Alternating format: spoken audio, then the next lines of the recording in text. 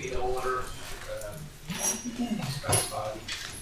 Adequate notice of this meeting was provided in accordance with Chapter 231, Public Law 1975, Senator Byron M. Ware, Open Public Meetings Act. Get in a silent vote, silence.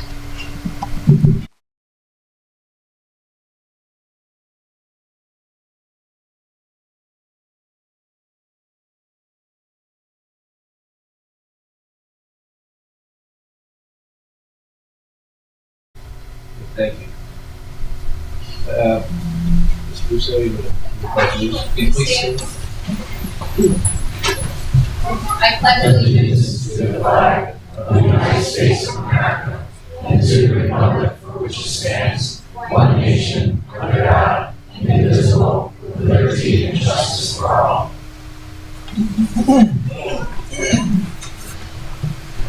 Roll call. Commissioner Pearson. Commissioner Russo. Here. Commissioner Capizola. Here. Commissioner Saleo. Here. Commissioner Rhodes. Deputy Director Romero. Here. Director Albright. Here. Very good. Have some presentations, some honors tonight. I'm very proud of the gentleman who got honored tonight. Mr. Saleo, thank you. Mr. Markey.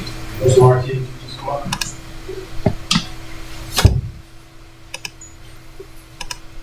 Sorry. Very come over here. So, face the camera. Yes. So,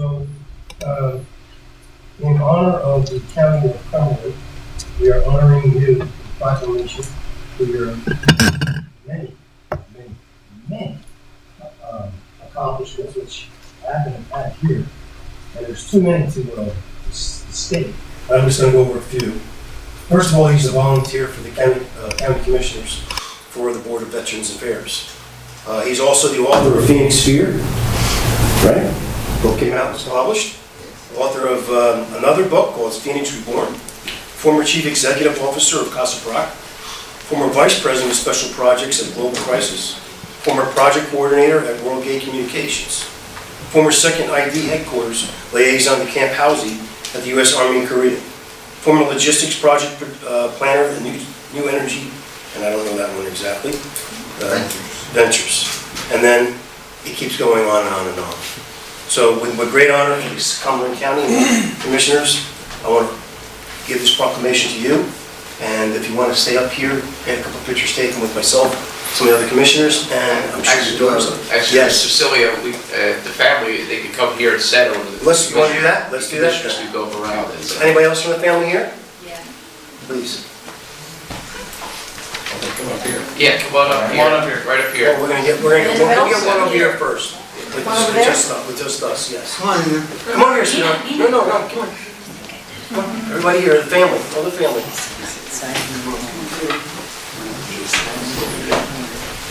All right, please. Smile your best shots now, guys. Give me your good stuff.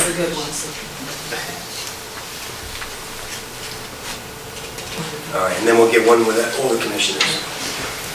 If you guys don't mind walking to the center. Come on over here in the center of the aisle. We're very proud of Raphael.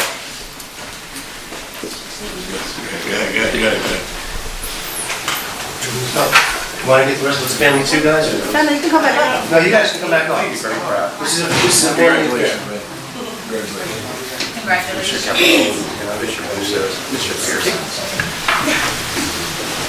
You guys can turn around and the commissioners sit.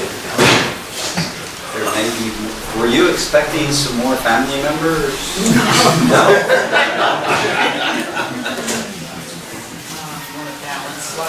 Yeah, here we go. Yeah.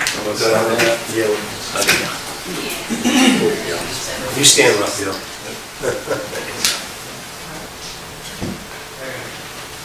Make sure I get all the commissioners in. Yes. Okay. It's wonderful. Thank you. Great, thank you very much.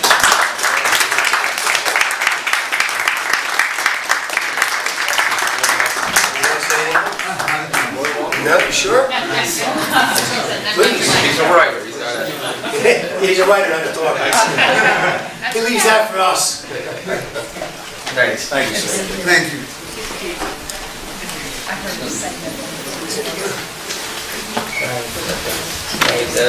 Next, we're going to honor the Wawa Scholarship recipients, so G.V. Gomez, you want to come on up?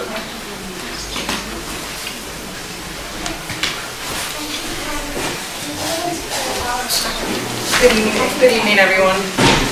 The Wawa Summer Youth Employment Program is a collaboration between the 5 local high schools, Wawa, and the Department of Employment and Training.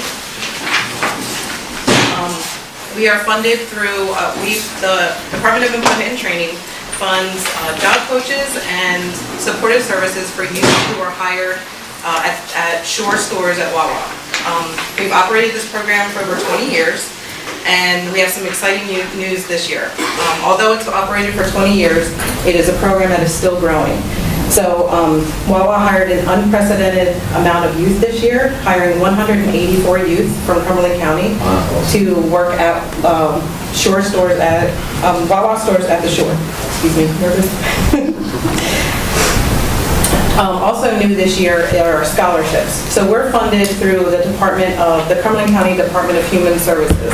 And they gave us $10,000 additional this year so that we could provide scholarships for youth who worked at Wawa and showed integrity and really good work ethic. So I want to take a little bit of time to just thank Joanie Mendez of my staff here. She really is the glue to this program. She is the kind of liaison between all the different partners. And she does a wonderful job. And it is through her ideas and her persistence, she's very persistent, which squeaky wheel gets the oil, right? So through her persistence, we were able to get these scholarships. She has wonderful ideas, and I'd also like to thank Sam Williams from Human Services, who always listens to these ideas and pushes them forward. And for that reason, we're here tonight to honor 4 youth who receive scholarships. So in order to get a scholarship, there was an application process. They had to write an essay, and they needed a letter of recommendation from their Wawa manager or a community leader. And this, unlike other scholarships, was not based on grades or extracurricular activities. It was solely based on their work ethic and their determination and motivation and integrity throughout the Wawa program. So recipients here, that's just a small taste of what it's like when you work hard. When you work hard, it pays off. So this scholarship is just a little taste of that. So I'd like to, first, there is Axel Argueta Ayala.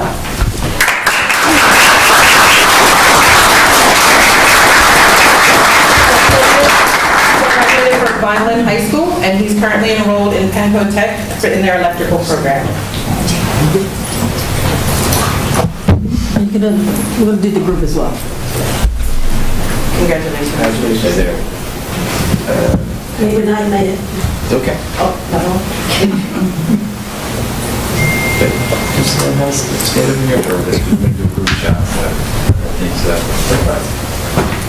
Okay. Francisco, Brito and Natal could not make it tonight.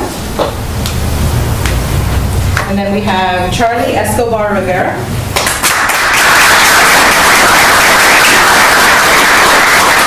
Charlie graduated from Millville High School, and he's enrolled at Rowan College of South Jersey's Biological Science and Health Science program.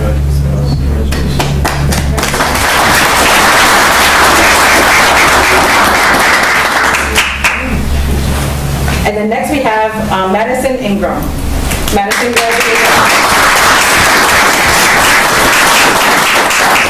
graduated from Millville High School, and she's also enrolled at Rowan College of South Jersey's Biological Science, Health Science, and Nursing program.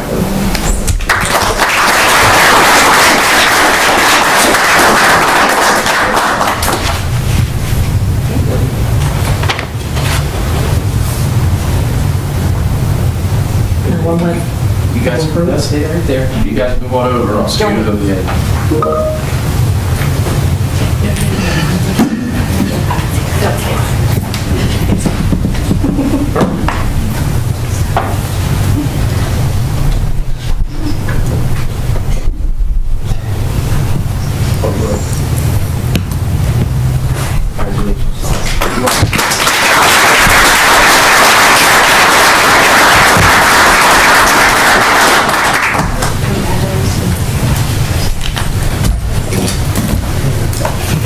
Do you want to take a picture of here? You want to take a picture of here? Sure.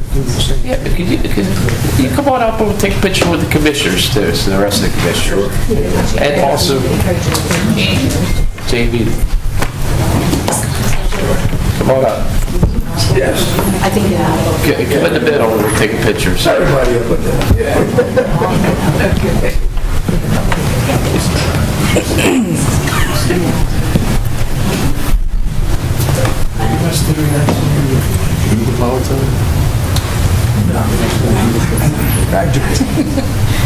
a while back.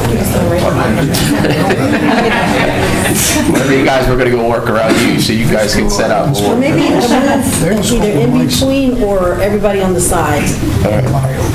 Yeah. More this way? We'll go inside. Yeah, it's just better on the sides, trying to get everybody in between. You got us a big thumbs. Yeah, that's better.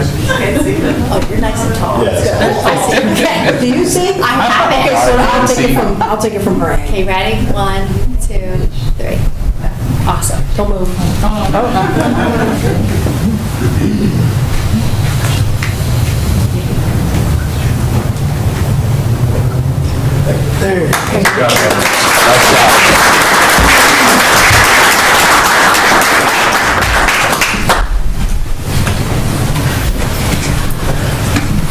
It says a lot about our community, is what we have here, hardworking students, and also a gentleman that has done a lot of work through the community. To honor both of them, it's very good, and hopefully we do more of that, so. Next is not on the agenda, but I would like to call Nancy Patterson to kind of give us there's some issue we need to address that I'd like the board to hear it, that represents it. Nancy, you can introduce yourself, and then I just want the board to hear what's going on right now. Hi, as Director stated, my name is Nancy Patterson, and I am the director at East Point Lighthouse. And just for those who don't know, East Point Lighthouse is actually owned by the state, falls under the New Jersey Department of Environmental Protection. But for the past 50-plus years, it has been managed under a management agreement by the Morris River Historical Society, which I am the president. Just that background.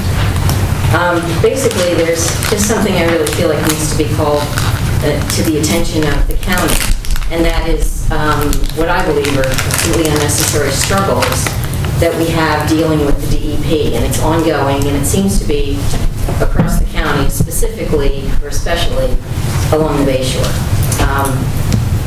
One of the things that happened to bring me to this conclusion is 3 years ago, the long-term lease, we've had a series of long-term leases to manage the building, and it was due to expire, so I approached the DEP person that's in charge of leases, and I, just asked what we needed to do to get the renewed lease.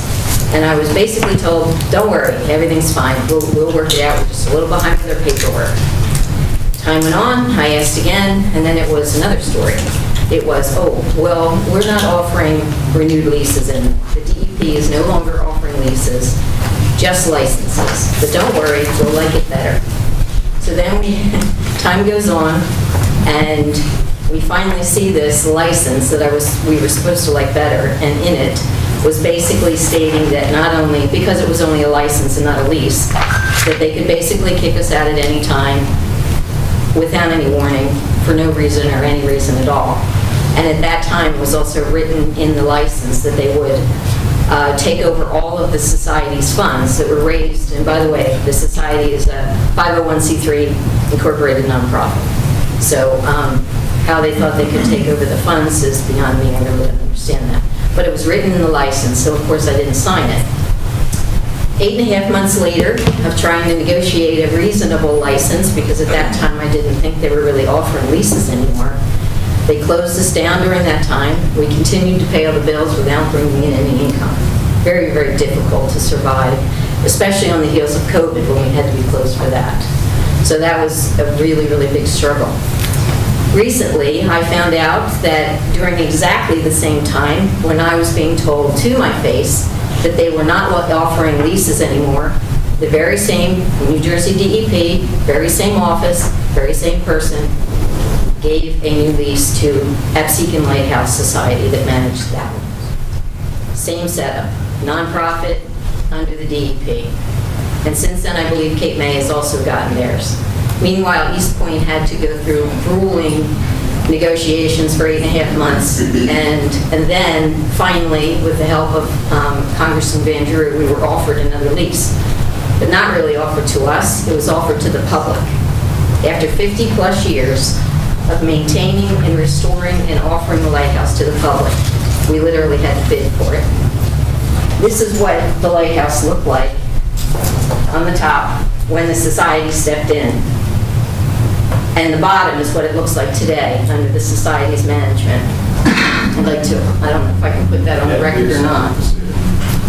Give that to, sorry.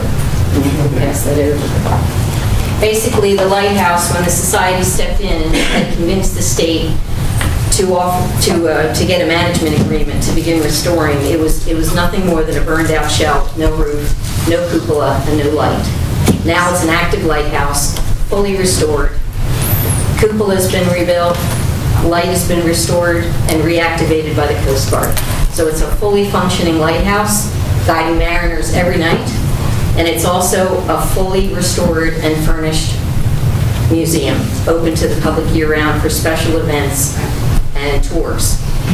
Basically, it served at least, that we documented, 6,000 people last year, thereabouts. We don't know how many people come out there when we're not out there. It's a volunteer crew, so we're not open all that often. But when we are, we're open every weekend, but not during the week. But basically, it's serving the public, doing the same thing as the other lighthouses are doing, and yet being discriminated against. I really can't come to any other conclusion.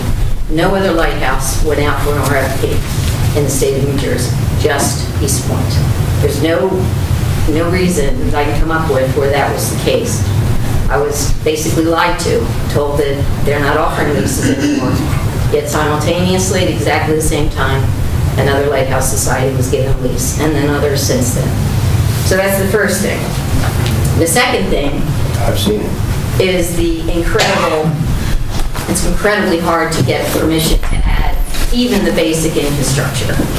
Like I said, the building has been fully restored, fully furnished, wonderful museum, very well appreciated by the public, and yet we can't even add basic infrastructure.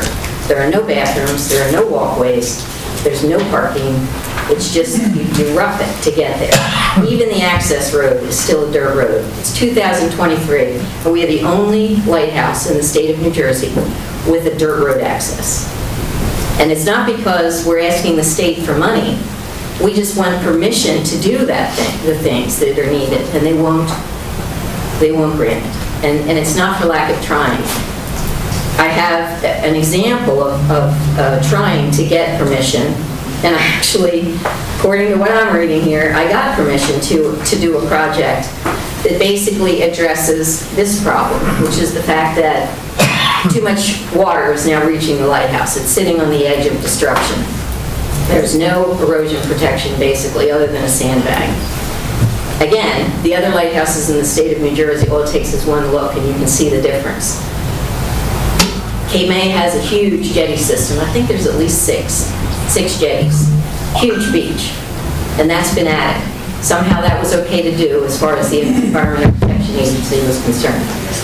Hereford Inlet, just up a little bit, has a huge seawall and big rocks and a big seawall you can actually walk on. It's beautiful. Nice walkway and seawall. Protects it wonderfully. You keep going up the coast. Barnegat is another great example. Barnegat Lake has bulkhead, jetties, seawall, you name it. It has everything. So, and again, East Point was given not even a full sandbag, but part of a sandbag wall, built lower than the original dune had been. It has gaps, and the complete front was left over. The entire south side was left over because they said lack of funding. So we got part of a sandbag wall, which is basically a Band-Aid that will only last probably another couple of years. They're supposed to have a 5 to 6 year lifespan. It's already pushing that. So basically, we have all this incredibly discrepancy of how one lighthouse is treated compared to the others. And there's no rhyme or reason to it. Are you in contact with like Kate May and the other like people that are in your position? Yeah, yes, And what we're all friends, actually. Okay, well, that's good. So like, why do you think this is happening? Why aren't we getting the attention that we need?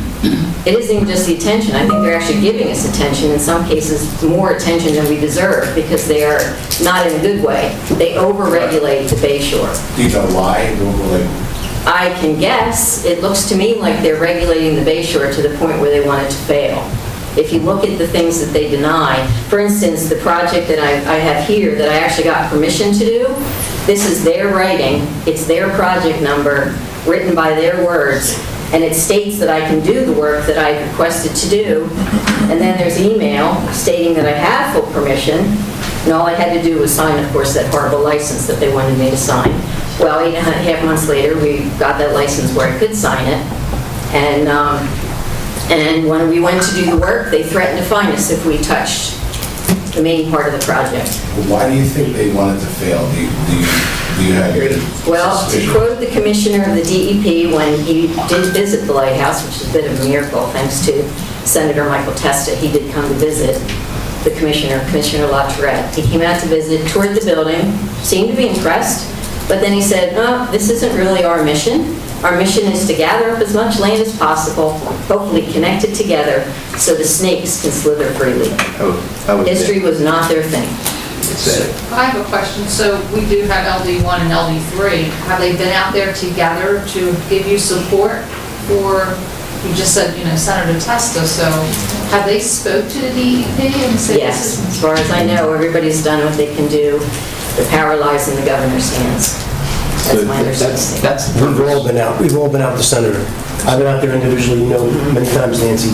This is, what you just said is the correct, answer. They want to see the Bay Shore diminish, wash away. Well, the purpose I asked Nancy to come here is so you can hear and ask questions, so if you have more questions, please ask. But I would like to ask this commission to start taking, actually create a letter, send it to our representatives, the first and third, and the governor. I'd also like to send it, well, it's going to the governor, but also to the Coast Guard, who really is the original owners for the DEP, to understand that if they want this to fail, the building will fail. And it's entrusted into the DEP to maintain this building through these guys operating. So I would like, so ask as many questions you want. I would like, when we go to closed session, like to discuss that matter. But that's really what I'm pushing for, that we start helping them, give them support. You say 6,000 people, but I've seen, like you said, Well, that's how many we can count. But It's hard. I've been We can't down really count there, and I've seen many more people on a Sunday or whatever walking around and walked around that. So it is an attraction. And if you haven't taken the Christmas tour, the East Point Lighthouse is one of the most wonderful things.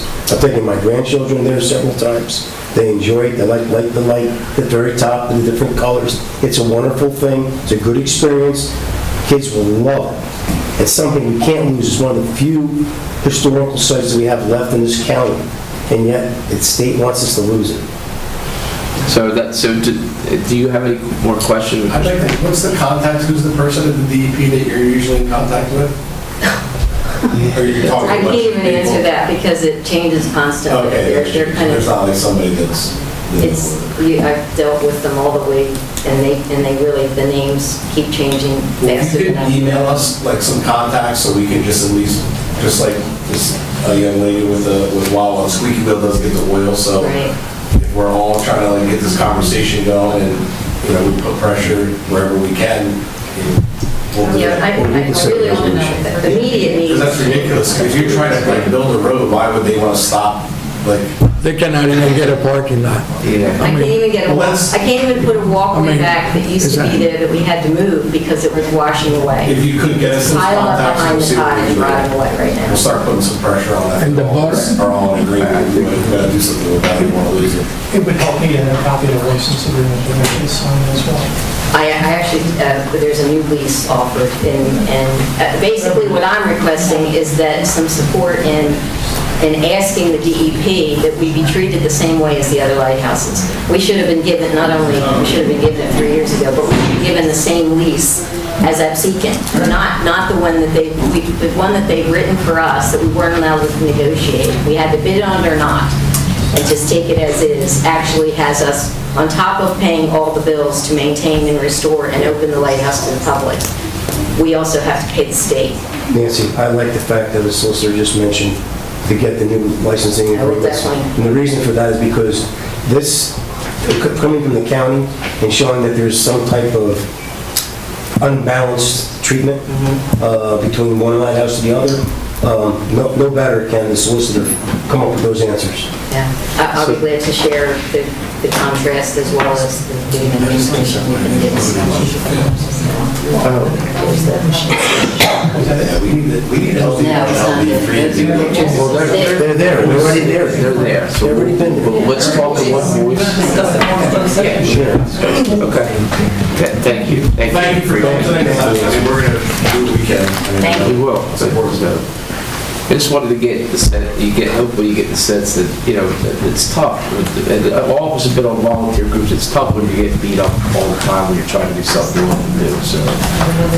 Oh, I'm going to give a plug too, by the way. Bayshore Day is October 21st, and visit the lighthouse that day, along with other activities that are through the entire area between Port Norris and all the way out to Fortescue. Thank you. Scholarship recipients, if you could cruise if you want to, that's it. You know, we love you can sit here and watch the government action, but We talked about it in the beginning when they were all, before the season started. Did a lot of the students or the young people get jobs locally? Yes, after the program is done, and usually it's the second or third week of September, they transfer, this year we had a big percentage, 80% of the student was transferred to the local WALA. So it can be a part-time, depends what available from each store, but we try to place the most students we can. Yes. Now, when they work there in the summer, is that like their first experience working at Wawa? Now when they come back now, they're like, okay, because that's like getting thrown in the fire down there. And the shore they're just really busy. Yes, most of the students, the first time job, but we had students that they're allowed to come back the next year. Yes. Well, thank you for They also do a training at the local store before they go to the shore store, because it is very busy. crazy though. It's All of them are. I don't care which one you go to. That's awesome. very nice. All right. Yeah, if you guys want to go, you're more welcome to stay. Mr. Martin, you want to, and family, if you guys, you're more welcome. You can stay and watch, no problem. This is the fun part. But you can leave if you want to. Sorry. The better than reruns, I think. Mr. Martin, he's waiting, you and your family. He's waiting, If you'd like to stay, you yeah, can. we have another. I'm aware of that, thank you. I just We do want have to say another. for Captain Pippin's presentation. Awesome. Yeah, then we have the one more presentation, so. Ms. Pippin, you want to come on up too? This is another important item on our agenda. How does that like work?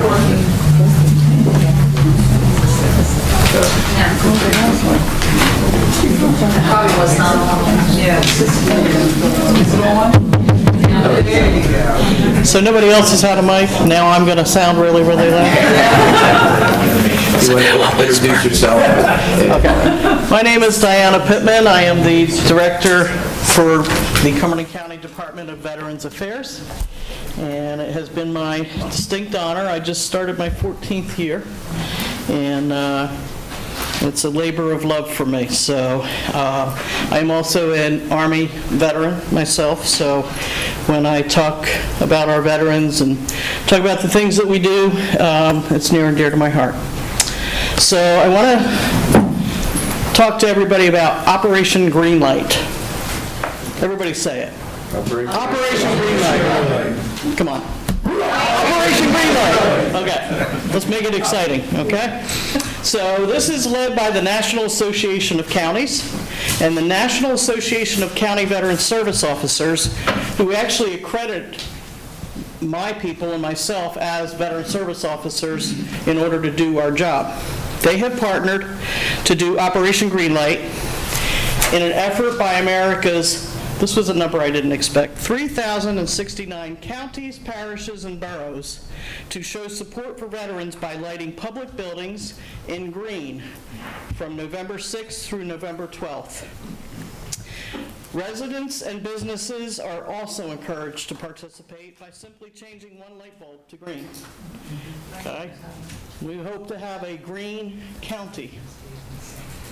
By shining a green light, Cumberland County and our residents will let our veterans know that they are seen, appreciated, and supported. It's also an opportunity to raise awareness of the resources available to our veterans and their families in Cumberland County. We are proud to serve approximately 9,000 veterans through our Cumberland County Department of Veterans Affairs office. In addition to the functions that involve our beautiful Veterans Cemetery located on Trench Road in Hopewell Township, we award the Cumberland County Military Service Medal and provide resource referrals to our veterans. However, one of the least talked about functions, and possibly the most impactful thing that we do, is provide services as veteran service officers for veterans and their families who may be eligible for VA healthcare, VA service-connected disability, non-service-connected pension, and survivor's pension. That's just to name a few of the federal benefits that we work with them for. The primary focus of a county VSO is helping veterans navigate the VA benefits system. As most of us know, when it comes to government, it can get a little tricky. This involves reviewing their discharge paperwork, determining what benefits they may be eligible for, creating a plan of action, and managing their claims and cases. This can result in years-long claims finally being decided at the VA regional office or adjudicated by a veterans law judge at the Board of Veterans Appeals. Due to the year-plus time of processing the claims, many times the veterans receive retroactive compensation from the date the claim was submitted or initiated by our office. In the case of service-connected disability, financial compensation awards, such as retroactive compensation and subsequent monthly compensation payments, are non-taxable. This allows our veterans to improve their quality of life through financial stability, and also provides additional monies that are often spent within the county, which then stimulates our local economy. And just to give you an example, our office alone, and we were short-staffed for part of 2023. We are now fully staffed and functioning at a high level. We brought in approximately $170,000 in retroactive money to our veterans so far, and we're not done this year. And that's not counting the $20,000 in new monthly payments coming into these vets to help them afford to live, and also, again, help stimulate our economy. So that's an important factor to know about in that particular function of our department. What many people don't realize is that once a case is established through our office, most people think of a case, you hand a person the forms, they fill them out, we submit them, blah, blah, blah, they get their benefits and off they go, right? No.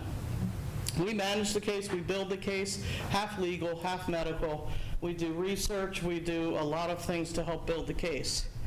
But we are involved with that veteran most times through their lifetime. It's not just that one time. And beyond that, should they pass and they have survivors. So claims are for the lifetime and beyond of our veterans. So you start to see how important this function is. So I think there's no better way to share that impact with our county commissioners and the public than to hear what a couple of veterans have to say. I have a veteran with me, but I also got a statement and a letter from a couple other vets who tend to be like me. We're a little public shy, so I'll read what they have to say. Morris Broughton came to our office in 2015 at the request of his family and his wife. Like many veterans, especially our Vietnam veteran, which Morris is, he was reluctant to discuss his service. During his first encounter with our office, he walked out of the meeting room due to the difficulty in speaking about his military experience. Over many months, we compassionately and consistently spoke with him in order to develop the level of trust that enabled him to work with us in submitting service-connected claims for him. And he has since been rated by the VA and receives compensation for his illnesses and injuries sustained from his military service. Today, 8 years later, we still work with him based on any changing health issues related to his exposure to Agent Orange. He's not comfortable in crowds or speaking to a group of people, but he did want everyone to know how appreciative he is for the many helpful ways this office has helped him to progress forward since his time spent in Vietnam. I also have a letter from a gentleman named Ken Blizzard, another Vietnam veteran. He wrote a note. I served in the United States Air Force for 4 years. I was stationed in the Philippines for 18 months and was sent TDY to Vietnam several times. I was exposed to Agent Orange, and as a result, I got prostate cancer. I had prostate surgery, after which I contacted the VA. Everyone I talked to at the VA was very helpful. Diana Pittman is our local VSO. She has been most helpful in getting me the help I needed. She was very kind and considerate. I have been to the Vineland VA Clinic for checkups, the Wilmington VA Center and Philadelphia VA Center for special appointments. The VA has put me in contact with the different specialists that I need. Diana Pittman, and I'm going to ad-lib here, it's not just me, it's my office, okay? It's not about me. We have kept in contact with him, I'm ad-libbing, to make sure that I am being taken care of. She also continues to work on disabilities that need to be service-connected. She, or I will say we, are a saving grace. In my opinion, she is the best VSO ever. They're all great VSOs.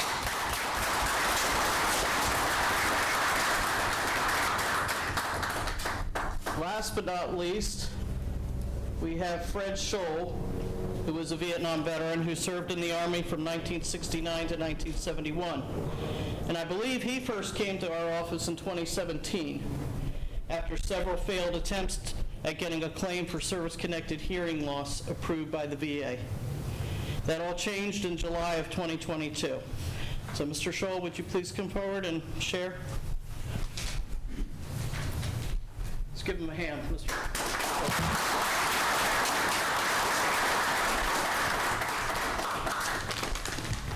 Everything Diane said is correct. The VSO is the lifeline between the veteran and the VA. Without that lifeline, we have nothing. Simple as that. She's right. In 2009, I went to the Veterans Memorial Home. I had questions about our health care. The VSO there just happened to say, well, here's what you can do, because I didn't know anything about it beforehand. He also happened to say, by the way, do you have tinnitus? Do you have a hearing problem? I said, well, yeah. He said, do you know you can get disability for it? I said, okay, let's talk about this. So I started applying in 2010 through the VA, through the VSO, and was rejected every time. This rejection took place here in Cumberland County for 5 years. I finally went to Diana Pittman. I said, I want to reopen the case. The problem was that the VA was basing my hearing loss on my MSO, and the MSO is military service, is my occupational service. I was in the Signal Corps, and they're saying, well, you're in the Signal Corps. You shouldn't have a hearing loss. And I said, well, yes, yeah. But that's what they're basing it on. So with Diana and I, we were talking, well, what about everything else you do? Like, how about when I pull perimeter guard duty for 5 months and I'm out there firing a weapon at the zappers coming in, I'm losing my hearing. You can't have hearing protection on at that time because you're listening for somebody to come in. How about the mortar pit that's right next to my bunker? How about the helicopters that I had to fly in? You can't wear hearing aids. You can't wear hearing protection with that. So I said to her, let me have a meeting with the Veterans Law Judge. She said, okay, we'll follow the paperwork. She gets a reply. It says, we will notify you in 3 months. This is 2015. We will notify you in 3 months to have a meeting with the Veteran Law Judge. I said, great. 2016, 2017, 2018, 2019, 2020, 21, 22. I get a letter in January of 2022 saying, we've just set up a meeting for you. Great. Went with Diana, we sat down, we went over the different things that caused my hearing loss, not the signal cord, but because I was pulling perimeter guard duty, because I'm riding in helicopters, all that. And then we had the meeting. She sent in the paperwork so the judge will see what we're talking about. We had the meeting with the judge in March of 2022. Very, very brilliant man. We were telecommunication with him for, yeah, you're right, 40 minutes. He was right. For 40 minutes. He asked questions. He went over everything. Oh, I thought he was barking at me. No, he's protecting me. But he's still Yeah. He'd be good on the perimeter. Oh, he would be. So we left it in his hand at that time, 40 minutes later. On June 27th, 2022, I received the final paperwork from the Board of Veterans Appeals, and it said entitlement to service connected for bilateral hearing loss is granted. Entitlement to service connection for tinnitus is granted. And what the law judge actually says is the veteran service connection for bilateral hearing loss is warranted as the claimed disability originated during active service as a result of combat-related noise exposure, not because I was in the Signal Corps. It's because of everything else. And this would not have happened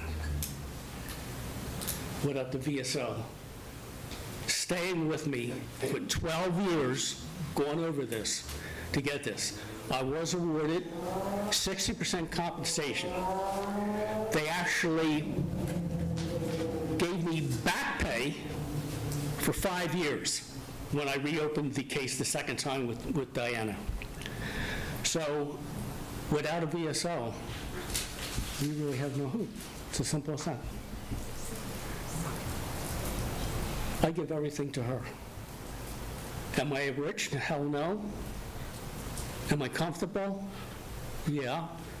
I just don't have to worry about my bills anymore because of the VSO in Cumberland County. Thank you.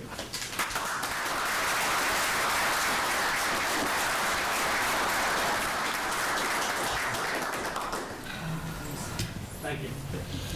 Thank you, Fred. You know, and I'll just add to that real quick. I know you guys got to get moving here, and I don't want to take up a lot more time, but I can speak from personal experience that I had a situation with my own claim that took 12 years to get to the Board of Veterans Appeals. So when I tell you that we have to stick with these guys and gals, people have no idea. And the hoops that they have to keep going over, and the decisions that we have to read and figure out what the VA is saying no, why they're saying no now. You would love some of this stuff. Okay? So anyway, moving on.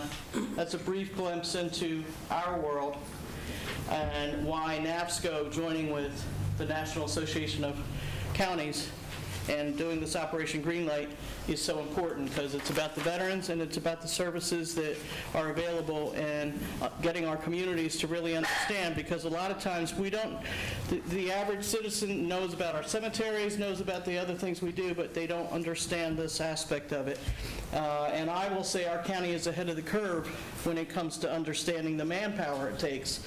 and they've supported our department and helped us to, staff up in a way that we've been able to handle an influx because of the new legislation that brought a lot of Vietnam veterans back out to cover hypertension, plus our vets from my generation with the burn pits and things like that. So we're busy. We've definitely experienced an increase.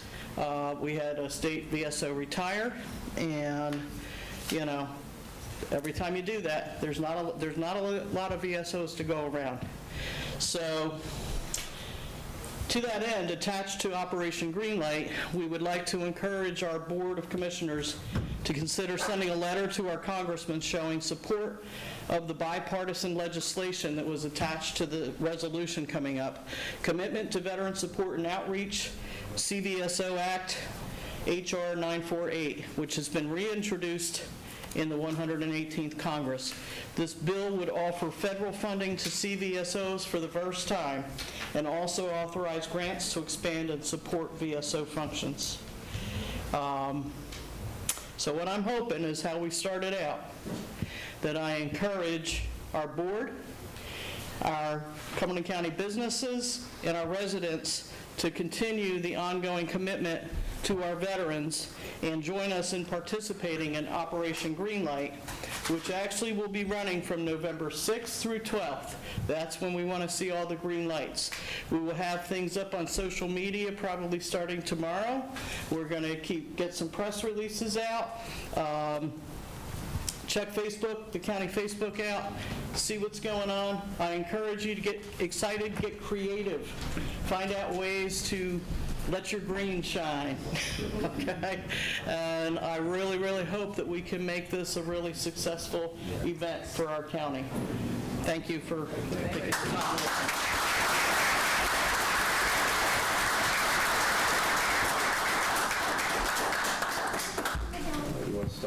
Do I have a motion and second to open public comment on resolutions only? Second. All in favor? Aye. If anyone has anything they would like to address, please, 5 minutes, state your name, and you have 5 minutes to...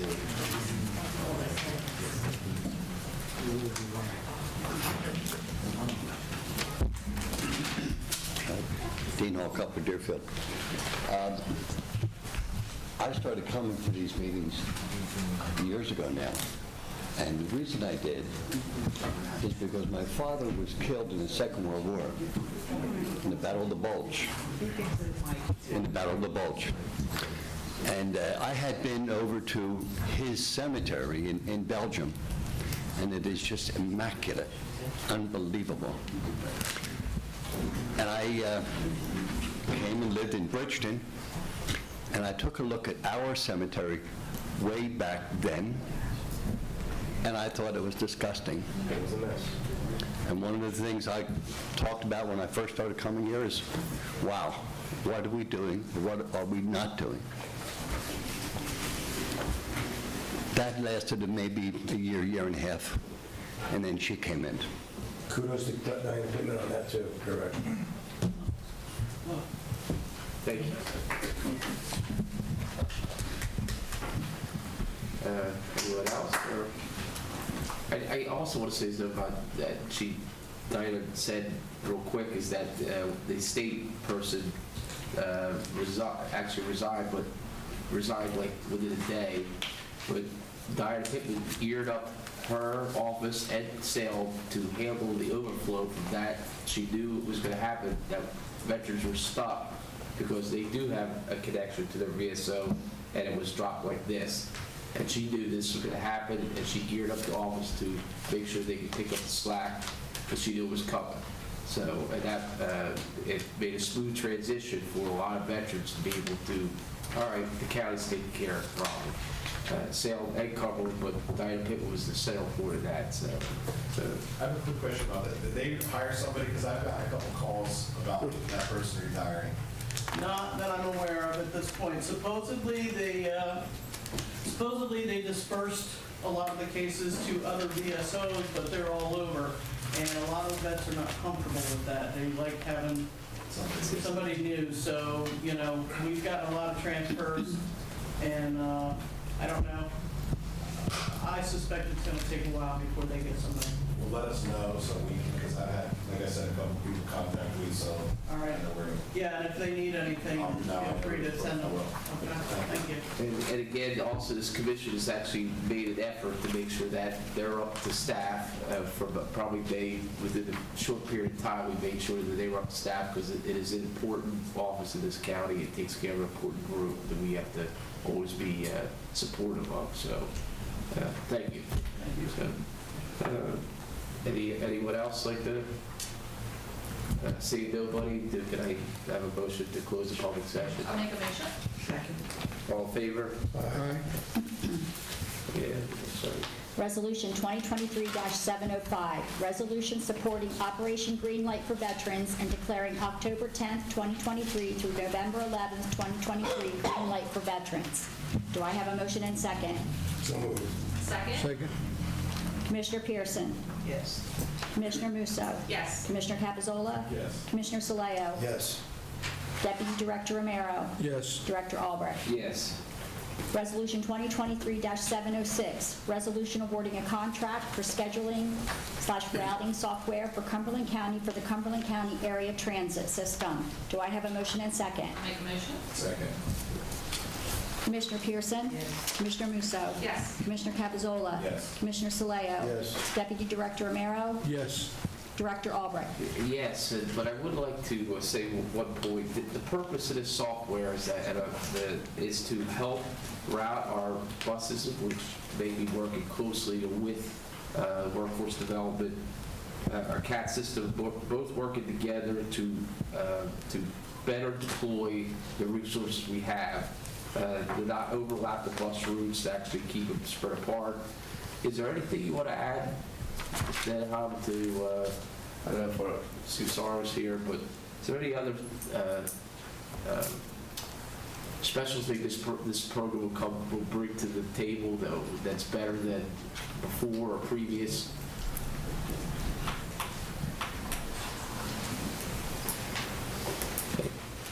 Good afternoon.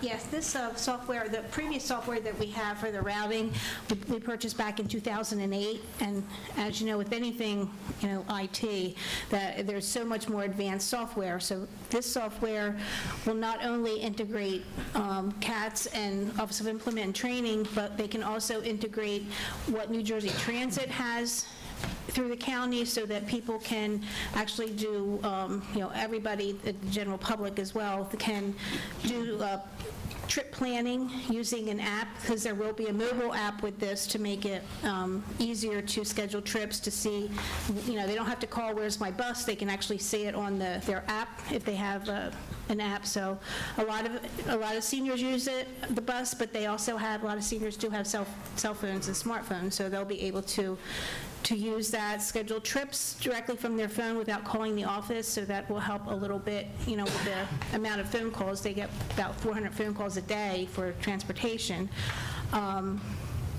So it will be a lot more advanced than what the system that we currently have, like I said, that we got in 2008. So. This is a software you've seen in action elsewhere? Yeah, when went out to bid, we had 3 vendors that responded that actually got to us. There were a few that did not make it past purchasing. And we did demo all 3 to compare them, and this was the software that really looked like it was going to be able to even move us further with the things that they can do. Like I said, they can integrate New Jersey Transit routes and their stops right into this software to make it easier for people to do their own. If they want to get to Atlantic City to say they have work, they can go on their phone and it can tell them where they need to be, especially once we put in the CAT system, the like deviated fixed routes, so that we can get people to the New Jersey Transit stops. So the bottom line is that many times we've had everything we do in this commission, many issues, employee-related, development, trading, all comes back to our transportation system not being up to par. So, and not the lack of trying, it's just that we've got to do better or get better. This is part of that step going forward, the use when we have better. So you guys have been working on this for a while to do that. Yeah. Okay, all right, thank you. Thanks, Barbara. Resolution 2023-707, resolution authorizing payment of bills. Do I have a motion and second?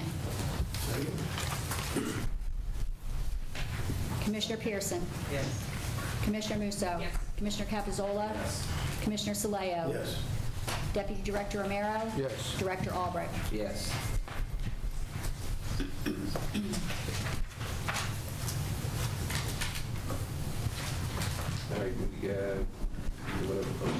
All right, we're going to open a public comment on any new business. No, Not yet. Just going to go into.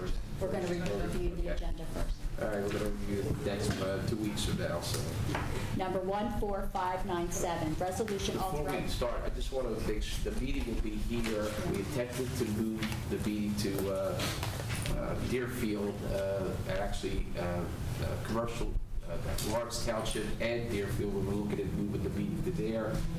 We have a situation we don't have the ability or worry about Wi-Fi and the connection to make it, we're not sure we'll have the signal. So so we couldn't establish that.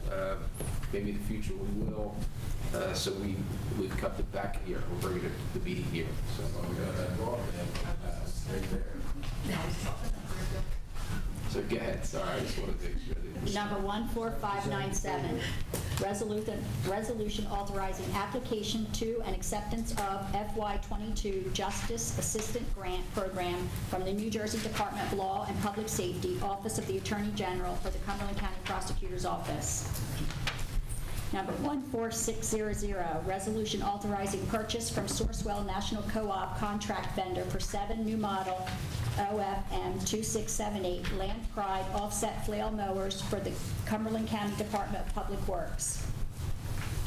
Number 14601, resolution exercising second and final option to renew contract for providing as required electrical installation and repair services for the County of Cumberland and the Cumberland County Cooperative Contract Purchasing System identifier number 181-CCCCPS.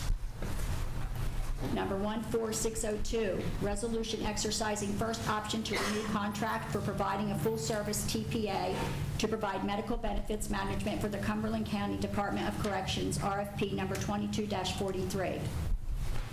Number 14622, resolution authorizing acceptance and execution of grant agreement with the U.S. Department of Justice, Bureau of Justice Assistance for the BJA FY23 Justice and Mental Health Collaboration Program.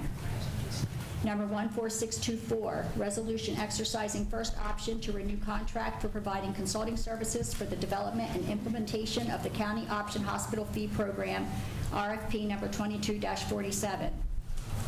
Number 14625, resolution accepting grant award for the FY 2023 State Homeland Security Program in the amount of $140,546.75 for the period of September 1st, 2023 through July 31st, 2026.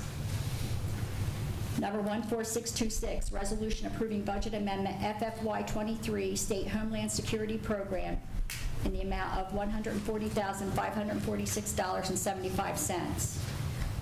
Number 14627, resolution authorizing purchase from New Jersey State contract vendor for 500 each of 10-foot U-channel, 3-foot 6-inch U-channel and sole anchors for the Cumberland County Department of Public Works Traffic Safety. Number 14628, resolution authorizing grant application for the FY 2024 State Homeland Security Program. On 14629, and it was a duplicate from last, so we can cross that out. That. Okay. 14630, resolution approving various change orders to contracts for providing supportive services and transportation for children, adults, and families funded by the Cumberland County Department of Human Services / Human Services Advisory Council, RFP number 22-22, resubmission. Number 14631, resolution approving various change orders to contracts for providing supportive services and transportation for children, adults, and families funded by the Cumberland County Department of Human Services / Human Services Advisory Council, RFP number 22-22, first renewal.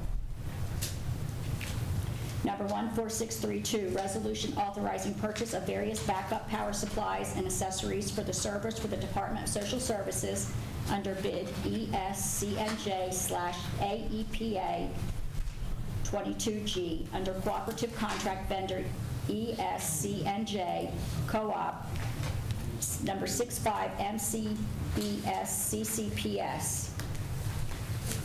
Number 14633, resolution declaring one Swintech Model 2600 electric typewriter, serial number 070266, date code 9408, as surplus and unneeded property and declaring it as e-waste for recycling by the CCIA. Number 14634, resolution approving budget amendment, radiological emergency response plan, $125,211.53. Number 14635, resolution awarding contract for providing truck repair services for the Cumberland County Public Works Department, bid number 23-35. Resolution 14636, resolution authorizing purchase from New Jersey State contract vendor for purchase of 55 Optiplex 10 Latitude 5540 and 5 Thunderbolt dock equipment and hardware for the Cumberland County Department of Information Technology in accordance with state contract 19-TELE-00656. Number 14637, resolution approving change order number 1 to contract for providing comprehensive credible messenger youth identification, notification, and mentoring program for the Cumberland County Prosecutor's Office. RFP number 22-52, resubmission. Number 14641, resolution authorizing a grant application and execution of a grant agreement with the New Jersey Department of Transportation for the Money Island Access Concept Development Study Project. Number 14642, resolution authorizing grant agreement with the New Jersey Department of Human Services, Division of Family Development for the calendar year 2024 for the provision of social services for the homeless. Number 14643, resolution approving change order number 1 to contract for 2022 drainage improvements, cities of Millville and Vineland, and townships of Deerfield, Down, Hopewell, Stowe Creek, Upper Deerfield, and Borough of Shiloh, Cumberland County, New Jersey, bid number 22-26. Number 14644, resolution approving change order number 1 to contract for providing design and permitting services for the replacement of structure number 06FO-031 CR609 over Roadcaps Run in the city of Bridgeton and Township of Fairfield, Cumberland County, RFP number 22-27. Number 14646, resolution adopting revisions to the county personnel policy manual. Number 14647, resolution authorizing increase of monetary ceiling for legal expenses in the litigation matter of CCJ Energy Partners, LLC versus Cumberland County, docket number CUML 713-20, in accordance with NJAC 5:30-5.3 through NJAC 5:3-5.5. Number 14648, resolution authorizing increase of monetary ceiling for legal expenses in the litigation matter of Brown Clark et al. Versus Charles Warren, U.S. District Court, docket number 1:20-CV-7907. Number 14649, resolution authorizing increase of monetary ceiling for legal expenses in the litigation matter of CCJ Energy Partners, LLC versus Cumberland County, docket number CUML 713-20, in accordance with NJAC 5:30-5.3 through NJAC 5:3-5.5. Number 14650, resolution amending resolution 2015-443, authorizing shared services agreement with Rutgers Cooperative Extension, part of Rutgers, the State University of New Jersey. Number 14651, resolution authorizing a 3-party agreement between Atlantic City Electric Company, Cumberland County Salem Cape May County Workforce Development and Salem County College Foundation concerning ACE funding for development initiatives. Number 14655, resolution authorizing memorandum of understanding between the Cumberland County Division of Employment and Training and the Holly City Development Corporation concerning neighborhood revitalization tax credit FY 2023 internship program. There was one added at the very end. You guys should have had an email too, and there should be up there. It's number 14657, resolution declaring November 2023 as National Hunger and Homelessness Awareness Month.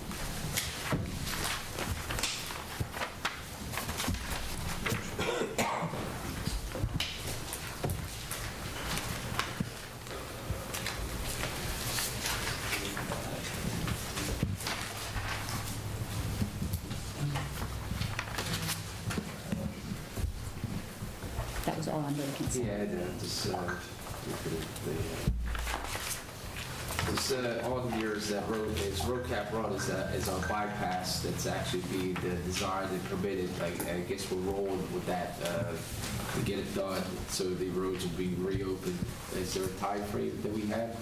This 5 to 2 months? Hopefully a few more weeks. Okay.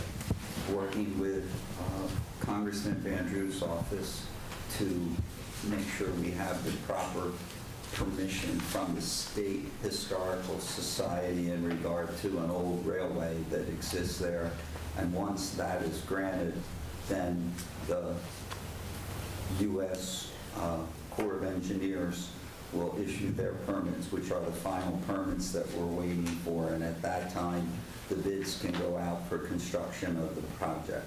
The RFP can be listed for construction, can be placed for the construction of the project. All right, perfect. When we're done this, could it be brought that maybe we could actually move that railroad track to a historic site, to that one piece of track, so this won't happen 20, 30 years, 40 years from now? Well, from the beginning, they told us we did not need permission from the local historical society and from the state historical society. And then the Army Corps of Engineers came in, and when they saw those tracks there, they said, we want permission from the historical society, and that's why we've been doing it. And Congressman Van Drew's office has been working feverishly with us to see that that was done, and they've been working, as has Senator Testa's office. Senator Testa helped us get all the state permits very, very quickly, and Senator Van Drew is doing everything he can to see that we get the federal permits. Perfect. I'm taking my own calculation, about nine months from the beginning to where we bypassed it out. The applications were made at the end of December. Okay.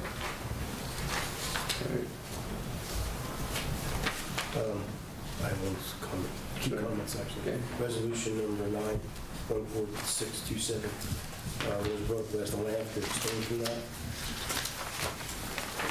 And a little bit of levity here. I don't know why you'd want to get rid of a perfectly good electric typewriter at this point in time. I mean, after all, somebody would have fair use of it, I would think. Mrs. Ridgway, maybe? Yes. There you go. we may need them. That's right. All right, but anyway, all funniness aside, that's all. That's what I read. Does it work? Do you want me to read the resolutions that will be going on that we have, that are still pending? Yeah, we don't put them on consent agenda, the resolution. Even if someone asked me last time why, even though we all said yes to the resolutions were off the consent agenda, is because they're not fully explained yet or accepted. So we keep them on the non-consent, just so when it comes forward, if someone did have a question, it can be asked. So here's the resolutions that are not on consent agenda. Number 14515, resolution authorizing a sub-grant agreement with the Inspira Health Network for the FY21 Connect and Protect Law Enforcement Behavioral Health Response Program. Number 14533, resolution awarding contract for specifications for FY 2023 Federal Road Program Townships of Fairfield, Hopewell, Lawrence, and Marsh River, Cumberland County, New Jersey, bid number 23-32. Number 14549, Resolution awarding fair and open contract for providing soup kitchen feeding program for the County of Cumberland, RFP number 23-34. Number 14560, resolution awarding fair and open professional service contract for providing design and permitting services for the replacement of structure for number 06G0032:CR 639. Over Pine Mount Creek in the Township of Greenwich, RFP number 23-37. Number 14564, resolution awarding fair and open professional service contract for providing design and permitting services for the replacement of structure number 06DW-024 Maple Avenue over Maple Creek in the Township of Down, Cumberland County, RFP number 23-38. Number 14565, resolution awarding fair and open professional service contract for providing design and permitting services for repairs to structure number 0600-008:CR 667 over Marsh River in the townships of Commercial and Marsh River, Cumberland County, RFP number 23-39. Number 14612, resolution awarding contract for providing roadside tire services for the County of Cumberland and the Cumberland County Cooperative Contract Pricing System, identifier number 181CC-CCPS, bid number 23-30, resubmission. Number 14614, resolution acknowledging qualified vendors to provide as-needed quotations for supplying and delivering survey services to the Cumberland County Planning Board and Engineers Office, Cumberland County. Number 14640, resolution authorizing the award of a non-fair and open contract for the purchase of Crime Point cameras for the prosecutor's office. 14652, resolution authorizing the award of a non-fair and open contract purchase of one off-road utility vehicle 2023 Kawasaki Mule MX with cab roof, snowplow blade, and accessories. Number 14653, resolution authorizing purchase from New Jersey State contract vendor for the purchase of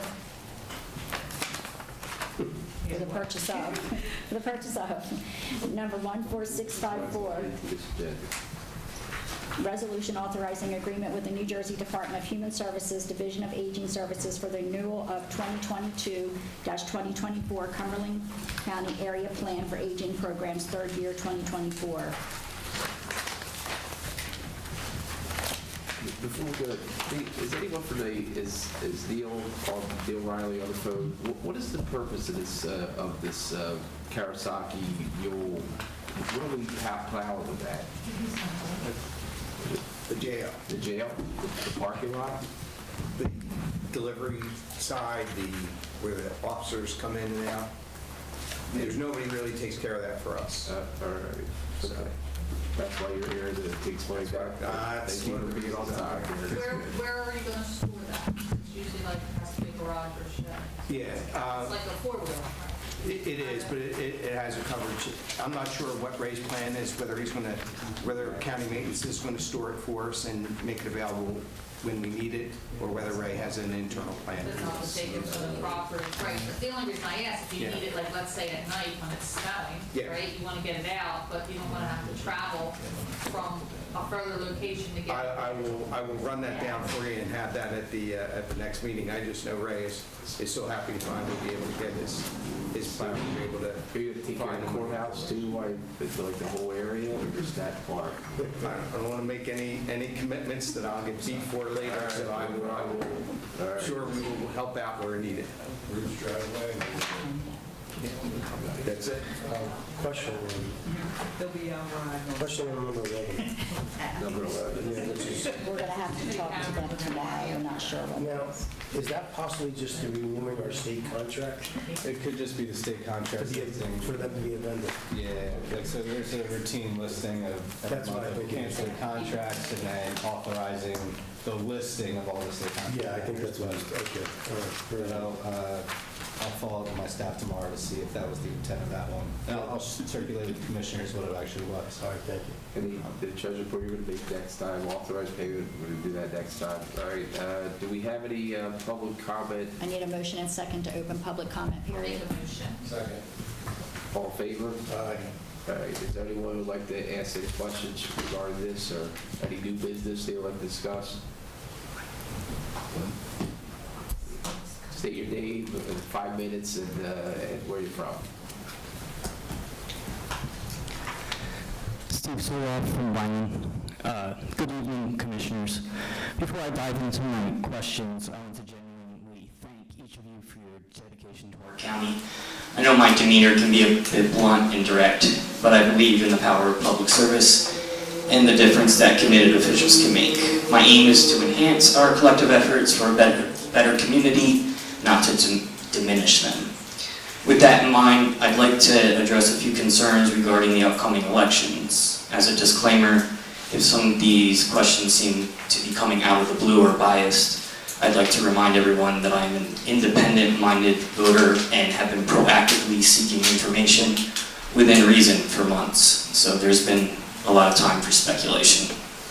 Also, please keep in mind that I may already know the answer to some of these questions, but they ought to be publicly verified. So in the interest of just getting through the questions for verification, I'd appreciate brief answers when possible. That being said, in reference to my idea for legislation for ensuring fully informed, transparent elections, have any of you heard from state level representatives? In regards to what? I'm trying to ensure that in the future, the process for getting information regarding the elections is a lot easier and a lot more thorough. And at the last meeting, I went in depth into that, and I was told to write to the state representatives. I have not heard anything. Have you guys received any reply?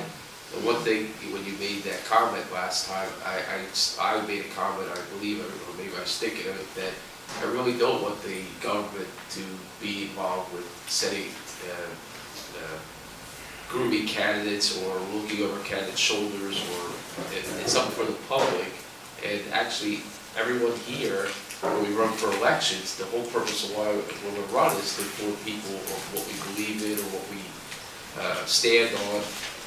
And we spend a lot of time raising money to be able to get the word out of what we believe. So as far as legislation, I wouldn't support that at all. Your job, which is great, is you're asking questions, which is exactly how it's supposed to happen. The more public asks questions of people running or the people who are running for office now and try to get answers, that's the best way. I understand what you're getting at. You know what's actually another answer to? With shadow banning, which is prevalent, as we know, in a lot of social media, I think that if that's what the government basically setting aside and saying, hey, you can't say this, you can't say that. Right now during COVID, you can see, you know, how that was a little problem. So with the government being involved in getting the information out of particular candidates, I think you're going down the same slippery slope. I think it'd be better off as the candidate as themselves to get that message out of themselves, whichever way they can. Unfortunately, some have better sources than the other, and that is part of the process of getting, you know, a candidate elected. I totally understand where you guys are coming from. Is there maybe another way, like possibly proactively seeking out reporters or banging on the or banging on the door of the Daily Journal to do this? In Atlantic County, it's the same. Commissioner Pearson has a question. Go ahead with your questions, because right now this is kind of making it a little bit, we're getting into election and issues such as that, when you've already posed these questions. I don't know if they've been answered or not, and this could turn into an exchange or debate that kind of goes above our role here to govern, as opposed to getting into the details about the political process. Does that make sense? Yeah. Okay. With So that, that's my concern. I think you're very legitimate in asking the questions. I think you're thinking, I think you're trying to come up with solutions, but I'm not sure if this is the forum. You should be really directed to the people that are running, so you get the county clerk, for but example. also and as I laid out last Offices that can meeting, make I'm those changes. trying very hard to do that. It's not the easiest process. But with that, I mean, all that being said, the rest of my questions will be inappropriate, I guess, so thanks for the time. because we're a government body, and we are elected, but we're a governing body, so, and political stuff is supposed to stop when we enter this room. Right. And, you know, we'll give you the best answer, we have different perspectives, which is good, but that, in reality, it should stop when we enter this room, so. But I do suggest reaching out to the clerk and actually reaching out to the legislative bodies who can affect any kind of change. Okay. Really. And thank you for at least raising the issue.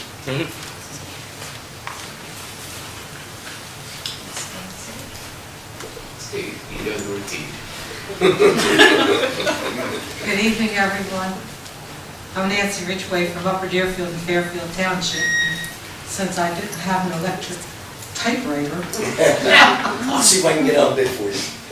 I'll tell you, they could come in handy. I want to go back to a resolution from our last meeting. It was Resolution 2023-693. It was a resolution rescinding Resolution 2022-181 with authorizing notice to the Cumberland County Improvement Authority requesting termination of the professional service contract with Clark Clayton, Catton, and Hines PC to develop a master plan for the county fairgrounds and other recreational facilities throughout the county between the authority. I looked up Resolution 2022-181, and Commissioner Musso moved it, and Commissioner Director, well, he was Commissioner Albrecht, seconded it. It was a resolution for $209,500 for this study. And it was paid for through government funds from the coronavirus local fiscal recovery funds on 3/22/22.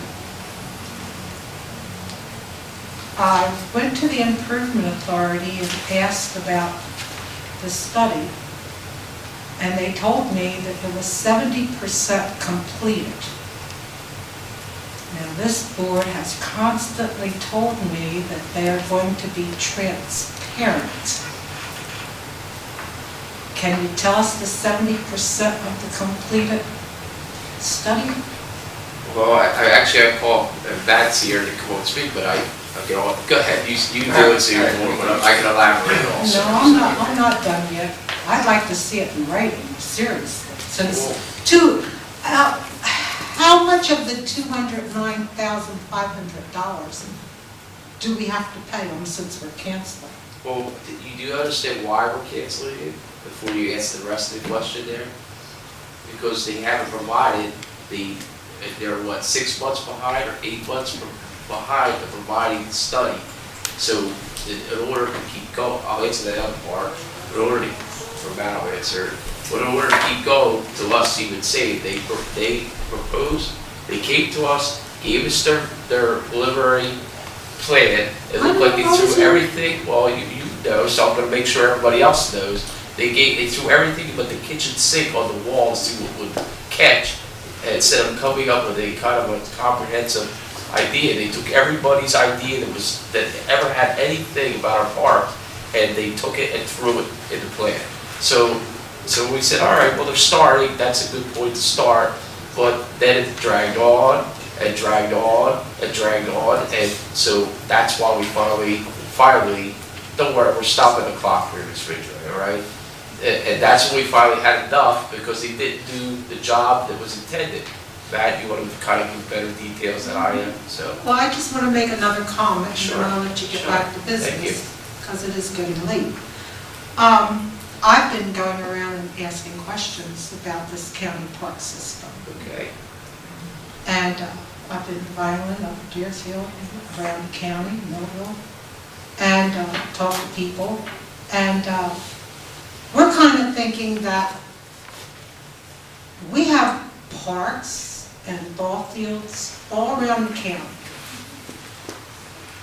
that are in local neighborhoods and local towns and municipalities. And even you, Commissioner Albrecht, Director, made a comment when you first came on board, why do we give the city of Bridgeton Zoo $30,000? Several times. Yeah, you bring that up often. Yes, And, every and, year. and I'm curious, and people are curious about why don't we manage what we already have? Ms. Ridgway, you brought that up, so why don't you finish my comment or what I say about the zoo, when I say that comment? What did you say? I Tell also us. said that I would be happy to support them if they're part of a comprehensive park system instead of just throwing $30,000 to a zoo that is unique or by itself instead of it was part of a whole plan. I say that But it every is time also. open to the general public of the county and outside of the When county you quoted me, even. I wanted you to make sure you. But everybody's invited to them, and several of these parks and ball fields, they don't ask for identification from anybody if you live in the county and you want to use our facilities. And we're paying for them as taxpayers in the different locations. We're paying for what we already have. And you're looking to extend everything and put it other places, and you've made the comment that we are the only county that doesn't have a county park system. Do you And understand? as far as I know, Salem County doesn't have a park system either, a county park. They have a system, they have a system. They have a system, and we have a system here too. And you could support the systems that we already have without going and spending all this money on studies. It's a lot of money that you're spending on studies, and you have great big plans. Actually, many of the studies that were done before our time, before this board's time, we're just trying to complete them and. There was a park study done a few years ago that cost $40,000. If you're talking about it was not 40, it was $80,000, and it was split in a drawer after it was done. We pulled that out to look at it when we're planning this. Do you understand why we're looking at this besides just ball field? I can remember that study, and this part of the study said that we couldn't afford a county park. Okay, now, do you? I'm gonna leave it there. anything I'm not gonna argue. Matt, do you My have 5 anything minutes to is add to up. that? I will just add that the plan and the work done by Clark Hayden hints at all of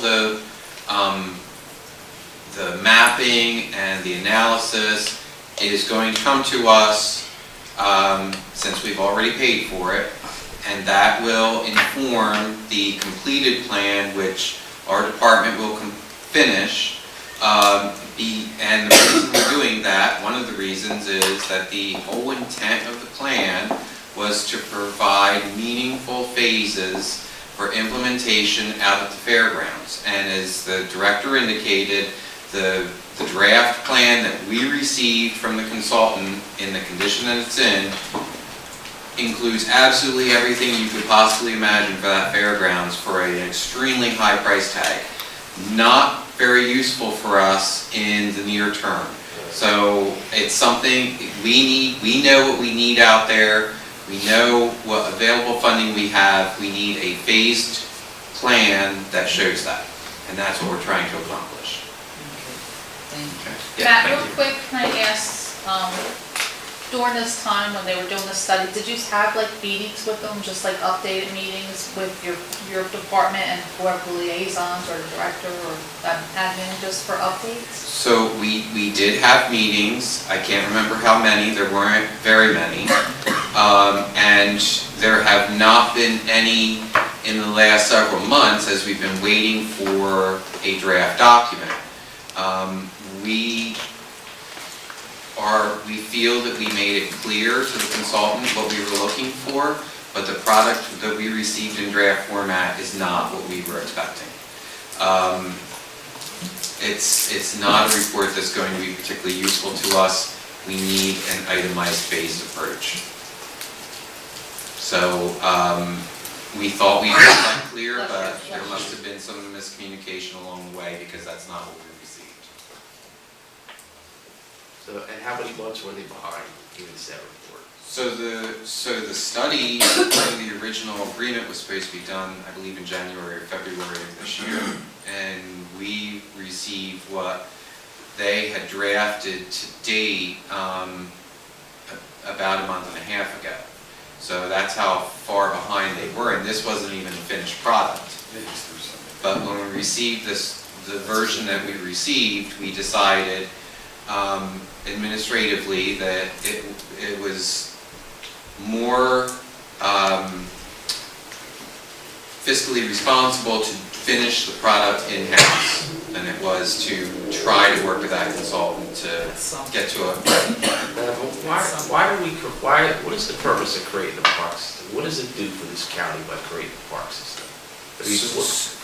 So besides the obvious recreational benefits, the health benefits to the population, it also is something that developers and businesses look at as far as amenities in proximity to where their workers will live. It can actually increase property values if you're adjacent to a park system. So there are numerous economic development and health and recreational benefits to a park system that is diverse.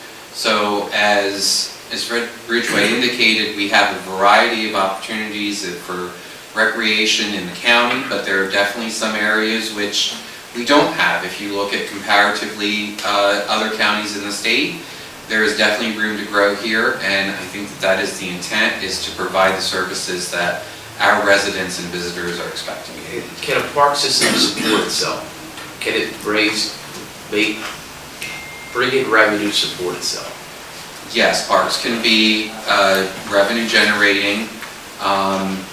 It takes time and commitment, but yes, there is a revenue stream that can be created to a park system. Thank you. Thank you. Okay. Anyone else would like to address the public and see nobody? Sorry, go ahead.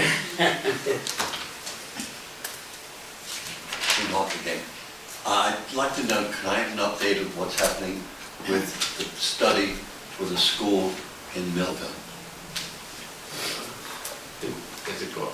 Go ahead. We have a draft of the building that we are going over with the departments that may be assigned to that building, at which point we believe that we can in-house create a tentative drawing of that building with all improvements, at which point the engineers assigned can give us an estimated cost of the building, at which time we can go to the Millville Board of Education and say, this is our proposal, will you turn that building over to us for a fair price?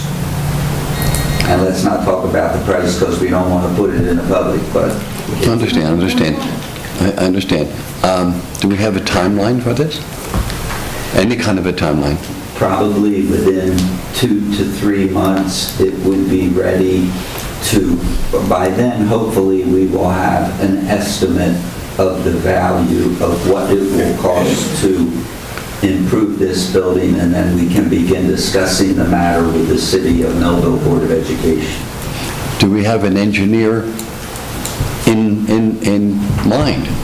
We have an engineer that has already been awarded a contract, has already reviewed the building, has already had a drone go over the roof of the building to see the Nobody shot it down? Nobody shot it down. Something we know of. An asbestos person go in to make sure that the fact that Millville was telling us there's only a very, very small area of asbestos. The engineer also had with them heating and air conditioning specialists to take care of that part of the building. And we're going to in-house make the drawing and then say to them, please give us an estimate of what it will cost to do this, which will include making the building ADA compliant, putting an elevator in the building.